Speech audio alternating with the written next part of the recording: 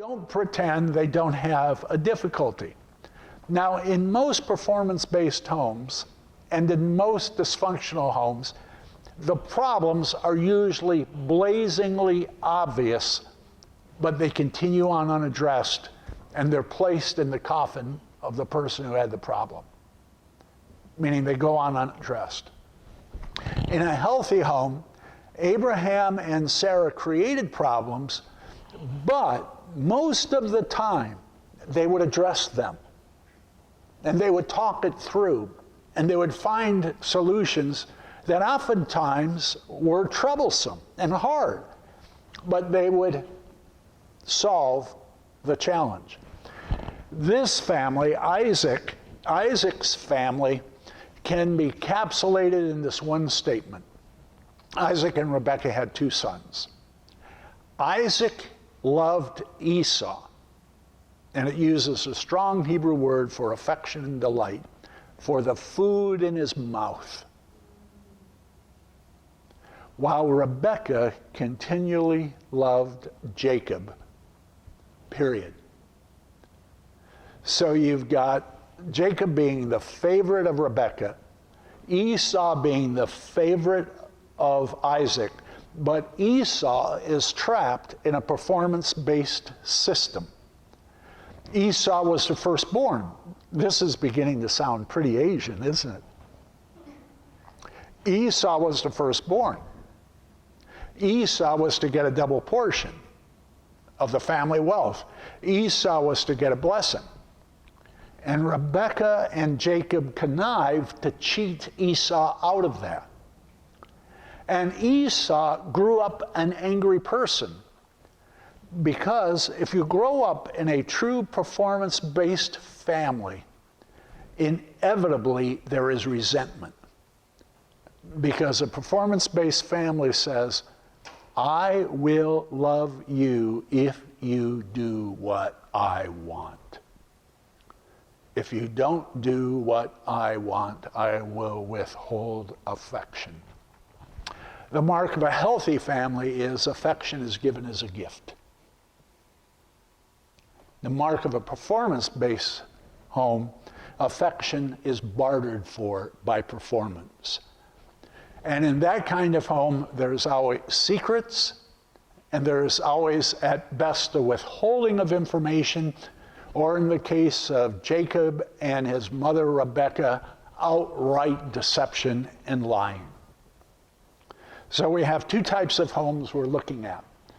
The first is a healthy home where there are problems, but they're addressed. The second is a performance-based home, or I would call it a confused home. When I speak to an Asian or particularly a Chinese audience, I always call it a performance-based home. If it's Caucasian, I'll call it a confused home. Because if there's any group on the planet that has made an art form out of confusion, it is we, the Caucasians. But the tragedy of it all is that ultimately a confused home works on the same principle of people having to earn love, just as in a performance-based home. Essentially the same, a confused and a performance-based home. Then Jacob's family is thoroughly dysfunctional. Now here's the fascinating thing. Instinctively, the whole side of the family that goes back to Bethuel,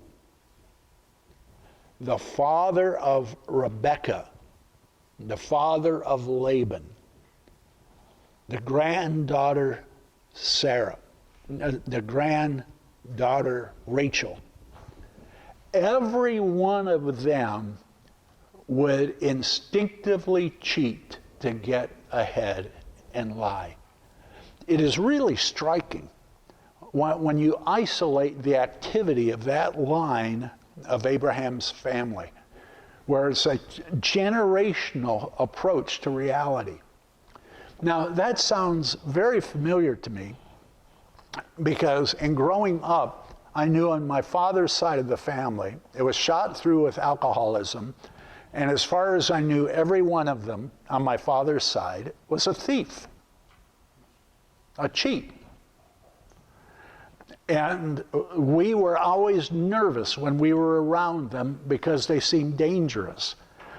Then we had the joy of one of my cousins ending up in prison for murder. But that whole side of the family was shot through with massive problems. And there was this instinctive assumption that you couldn't trust anybody, and the way to get ahead was to cheat. Jacob ended up with 2 wives, 2 concubines, 12 sons, and a royal mess on his hands. But here's the strange thing. His mother, Rebecca, continually loved him, and with those 2 wives and 2 concubines, they actually appeared to like the guy. Really strange. But Jacob never met a man who didn't want to kill him. There seemed to be an issue within his soul with males that he inherited from his father, and an attractiveness to females that he inherited from his mom. Isn't this a great psychodrama? I mean, the further you get into it, the better it gets, but we don't have time for that. So when Abraham was called, and we'll say this very quickly, he was called to leave his religion behind, to leave his location behind, to leave his family behind, to leave his culture behind. Jesus, in Matthew 23, 9 through 12, is talking to Jews, those who are the descendants of Abraham and Isaac and Jacob. And notice what he says. Do not call anyone on earth your father, for one is your father, he who is in heaven. Do not be called leaders, for one is your leader, that is Christ. Notice that Jesus makes the radical claim of people who should be spiritually healthy because they're descendants of Abraham, Isaac, and Jacob. And he said, cut the loyalty to your father and recognize that he who defines you can only be God the Father himself. The definition of your identity belongs to him and not to your cultural and family background.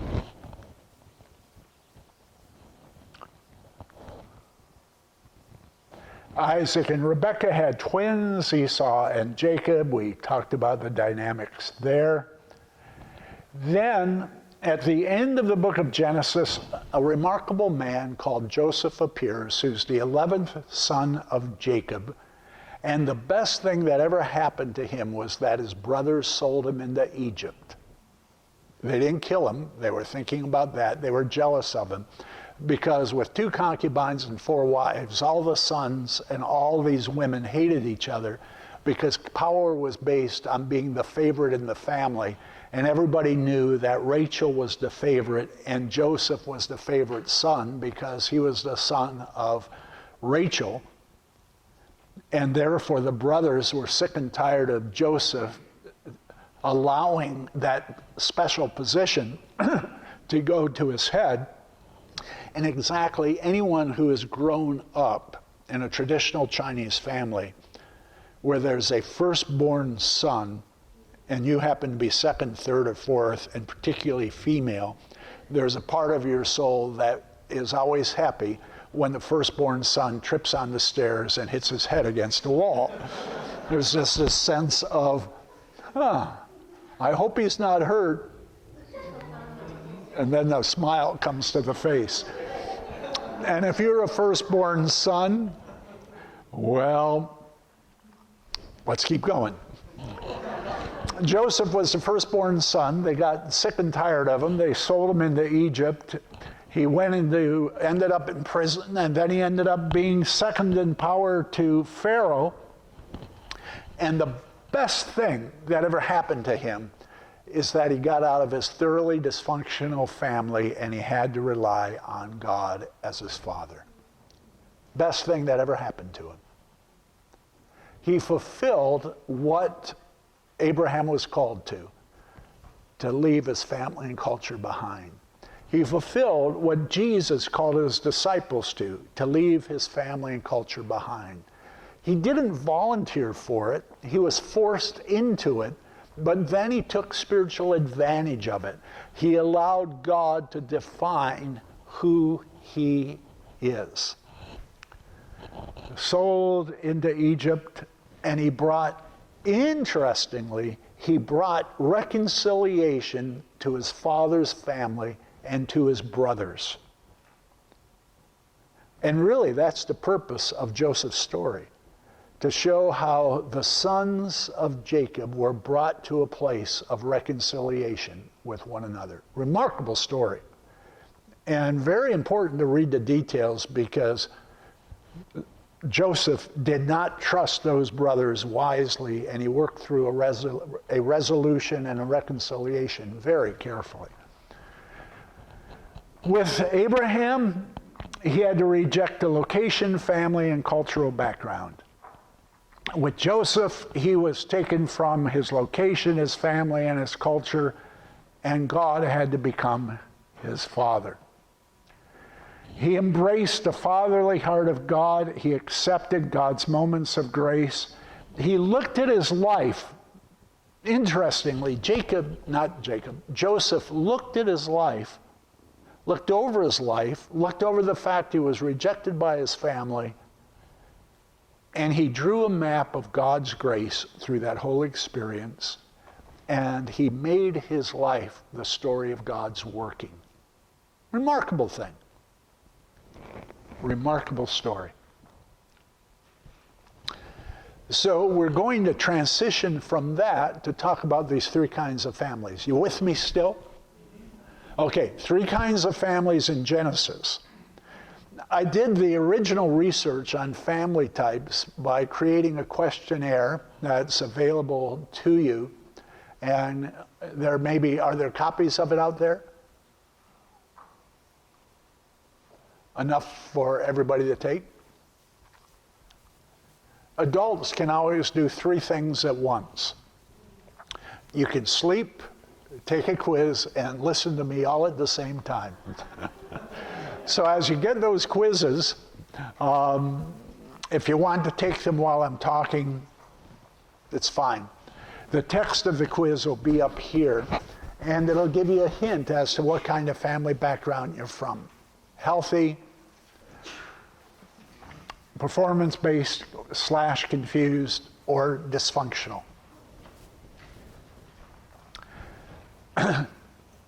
Now I first did the research on family backgrounds.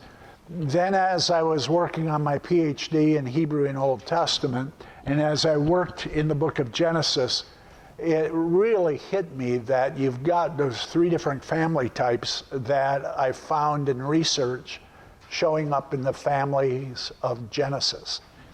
That being the case, we're going to look at these three family types again through the lens of trust, through the lens of the management of emotions, and through the lens of affection, comfort, encouragement. Trust. When it comes to family backgrounds and when it comes to healthy relationships in life, trust is a major issue. And when we talk about family backgrounds, people are formed by their family and cultural background. Your instincts come from your family and cultural background. Monday through Friday, my wife Carol and I, we eat breakfast and we'll watch a bit of Charlie Rose on Channel 5, CBS. And we enjoy that show. And one of the men on the show went to Stanford to a virtual reality lab. And they put him in a room, a rectangular room. Did any of you see this? You must work for a living. The joys of retirement is you can sit at home, eat breakfast, and watch Charlie Rose. That's your destiny. Anyway, He's at this lab, and they put virtual reality goggles on him. And the room that was a rectangle that had a solid floor, solid walls, solid ceiling, suddenly changed. And they showed what he saw. He now saw a rectangular room with a big hole in it, about 20 feet deep, and a plank going across it. And they asked him to walk over the plank. Now, his intelligence told him that floor is solid and he didn't have a worry in the world. His eyes told him that there was an abyss and a plank across it. And then the man walking him across the plank said, "Are you nervous?" And he said, "Very nervous." And he said, "I'll hold your arm." And he walked across the plank. Then they walked him back to the middle of the plank, and the man said to him, "Step out off the plank." And the man from CBS